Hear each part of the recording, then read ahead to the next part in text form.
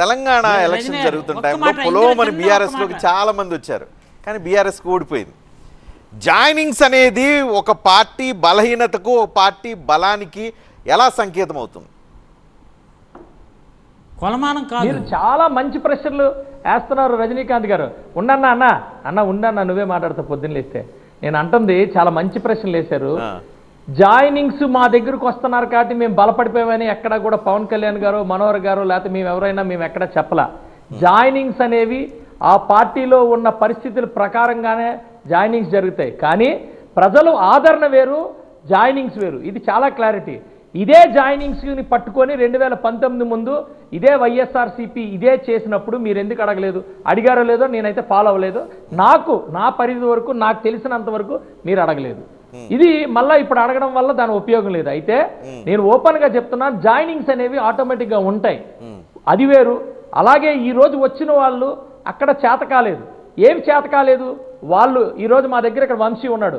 వాస్తవానికి వంశీ వైఎస్ఆర్సీపీ పునాదుల నుంచి వచ్చినోడు, వైఎస్ఆర్సీపీ పునాదుల నుంచి ఖర్చు పెట్టుకుని వచ్చినోడు.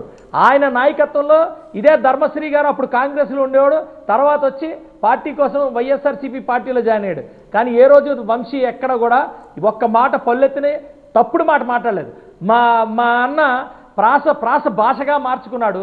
అయితే నేనేమంటాను, ప్రాస ధ్యాసగా ధ్యాస దాటితే ప్రాస ధ్యాస మారితే భాష గుణపమై గుచ్చుకుంటుంది. దయచేసి గుర్తుపెట్టుకోండి.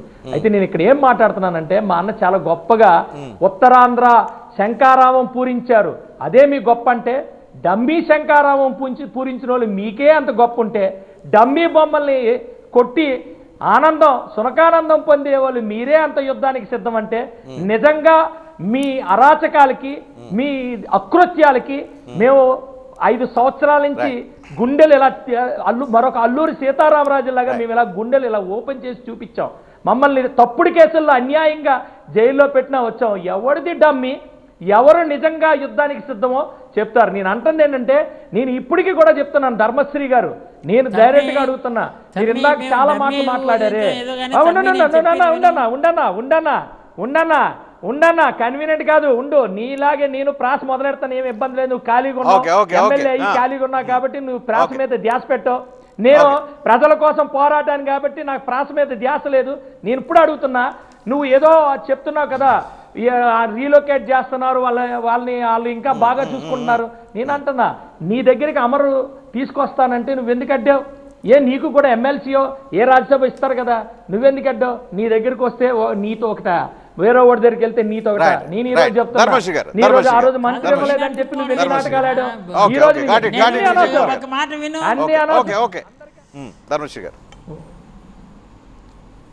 ఇప్పుడు తమ్ముడు అంటే ఒక మాట అడుగుతుంటే ఇంకోటి ఏదో చెప్తున్నాడు. ఎందుకంటే కొంత ఏదో రకంగా ఆన్సర్ చెప్పాలని వెతుక్కుంటున్నాడు, కానీ సరైన జవాబు దొరక్క బుర్ర ఖరాబ్ అయిపోయి ఏ మతలాబుగా మాట్లాడుతున్నాడు తప్ప నేను ప్రాస గురించి చెప్పడం కాదు. రియల్ ఫ్యాక్ట్ ఏంటంటే, మేము క్లియర్గా చెప్తున్నాం, వీళ్ళు ఎన్ని అనుకున్నా మేము సంసిద్ధంగా ఉన్నాము కాబట్టే యుద్ధానికి సిద్ధమని చెప్పిన తర్వాత కూడా వీళ్ళు ఏంటంటే ఇంకా డైలమాలో ఉన్నారు.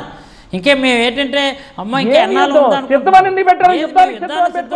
మీరు చెప్పండి. వీళ్ళేంటంటే మా దగ్గర ఉన్నటువంటి వాళ్ళందరూ కూడా మా దగ్గర ఉన్నటువంటి నాయకులు బయటకు వెళ్ళిపోతే మా దగ్గర ఉన్నప్పుడు అందరూ కూడా మీ దగ్గరకు వస్తే సన్మార్గులే కాదు. విను మరి, మా దగ్గర ఉన్నటువంటి వాళ్ళందరూ కూడా మీరే అన్నారు, మీ నోటి మేము ఆదరించిన ఈరోజు మేము చేదరిస్తున్నాం. మీరు ఆదరిస్తే మంచి వాళ్ళ మేము చేదరించలేదే, మేము చేదరించిన వాళ్ళని మీరే అంటున్నారు కాబట్టి వాళ్ళు ఆదరిస్తున్నారంటే మా దగ్గర సన్మార్గుల ఏ నాయకుడు మీ దగ్గర చేదరించలేదు, అవమానించారు. ఈ రోజు బానిసలు చేసుకుని అవమానిస్తున్నారు. చేదరించితే పర్లా. నో నో నో నో ఇప్పుడు ఒక్కొక్కడికి ఒక్కొక్క క్వాలిఫికేషన్ ఉంటుంది. మొదటి నుంచి ఉంటే అదే వంశీకి ఎమ్మెల్సీ ఇచ్చి ఎమ్మెల్సీగా గుర్తించి ఇచ్చాం. ఈవేళ స్వార్థ రాజకీయాల కోసం వెళ్ళిపోవచ్చు కాక అదే వంశీకి ఇన్నిసార్లు చెప్పారు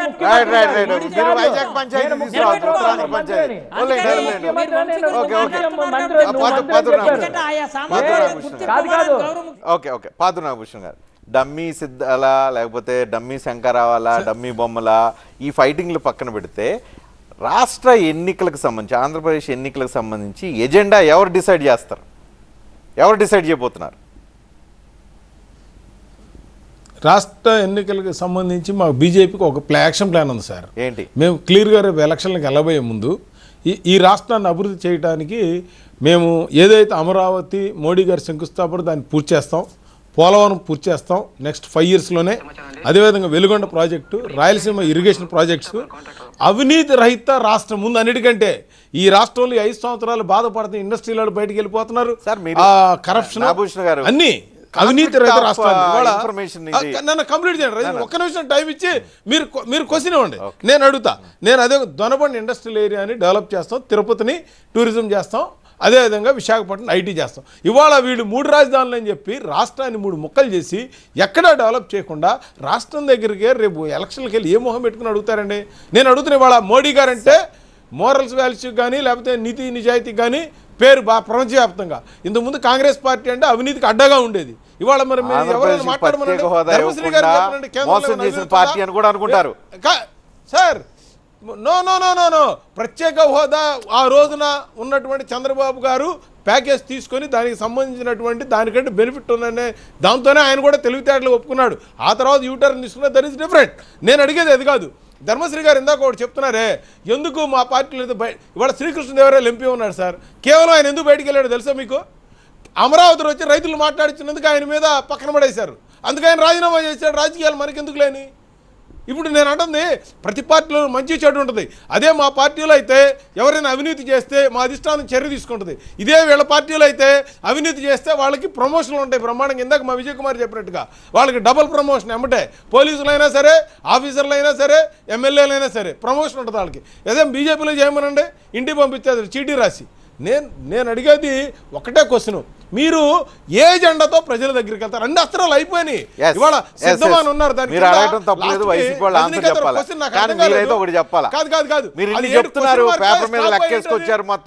ఆంధ్రప్రదేశ్ ఇండియాలో లెక్కేసుకొచ్చారు. ఆంధ్రప్రదేశ్ లో సింగిల్ కి వెళ్తారా, డబుల్ కి వెళ్తారా, త్రిబుల్ కి వెళ్తారా?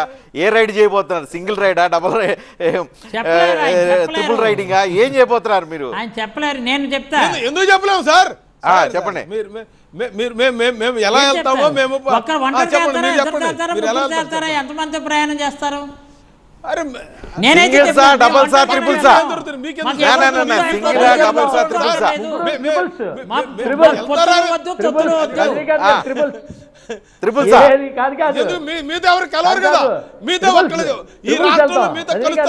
వాళ్ళు సింగిల్ క్లియర్, వాళ్ళు సింగిల్ క్లియర్. మీరు త్రిపుల్ సా విజయ్ కుమార్ గారు ఏదో చెప్తున్నారు.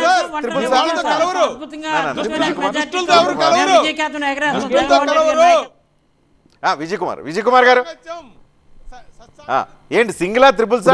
రజనీకాంత్ గారు అసలు అది కాదు గంట డిస్కషన్ ఇక్కడ డిబేట్ అవుతుంది. ఉండండి రాజ్ కవి గారు ఉండండి. నేను అంటుంది ముగ్గురు ఇప్పుడు గంట డిస్కషన్ అయితుంటే గంట డిస్కషన్ లో ఇప్పుడు దరిద్రం పట్టుకొని ఆంధ్రప్రదేశ్ నాశనం చేస్తున్న పాయింట్స్ డిస్కస్ చేయకుండా త్రిబుల్సా డబల్సా ఎందుకండి? 100% మీరు క్లారిటీ ఇవ్వాల్సి వచ్చింది మాత్రం మీరు అన్ని ఇది పక్కన పెట్టేయండి, అది కాదు ఇది పెద్దది అని అంటారు. ముందు వాళ్ళు ఏది విజయ్ కుమార్ గారు పాలిటిక్స్ చాలా ఫెయిర్ గా ఉండాలా? మీరేమంటున్నారు? వాళ్ళు డమ్మీ శంకరావు పూరించారు, వాళ్ళ పార్టీలోంచి వెళ్ళిపోతున్నారు, బలహీన పడుతున్నారు. ఓకే, మీరు పొలిటికల్ పార్టీగా ఆ పార్టీ గురించి విమర్శించి తప్పలేదు. అలా మీరు ఎట్లా వెళ్తున్నారని మీ గురించే మీరు చెప్పాలి కదా. మీరు సిద్ధం, యుద్ధానికి సిద్ధం. మీరు మీ పార్టీ నాయకులు కొంతమంది పోస్టులు వేశారు. ఎలా సిద్ధం? మీరు ప్రజల్లో ఆదరణ కోల్పోయింది వైఎస్ఆర్ కాంగ్రెస్ పార్టీ అంటే మీరు సింగిల్ గా వెళ్ళడానికి సిద్ధమా? లేదు ఆల్రెడీ పొత్తులో 4 సంవత్సరాల నుంచి ఉన్నాం కాబట్టి బీజేపీతో వెళ్ళడానికి సిద్ధమా? లేదు మేము ముగ్గురం కలిసి వెళ్తానికి సిద్ధపడ్డాం, ఆల్రెడీ డిసైడ్ అయిపోయామని చెప్తారా? ఏంటి క్లారిటీ? మీరు చెప్పకుండా వాళ్ళు మాత్రమే క్లారిటీ చెప్పాలి, మీరు చెప్పాల్సిన అవసరం లేదు, మేము చెప్పాల్సిన అవసరం లేదంటే రాంగ్ కదా. చెప్పాలా? నేను చెప్తా కాదు, నేను చెప్తా రజనీకాంత్ గారు. ఆల్రెడీ మేము చెప్పిన ఆన్సర్ కి ఇచ్చిన క్లారిటీనే మళ్ళా మీరు ఏ సైడ్ బి సైడ్ అంటే మీకు చెల్లుతుంది. ఎందుకంటే మీరు సీనియర్ జర్నలిస్ట్ కాబట్టి, మీరు సీనియర్ ఉన్నారు కాబట్టి ఆల్రెడీ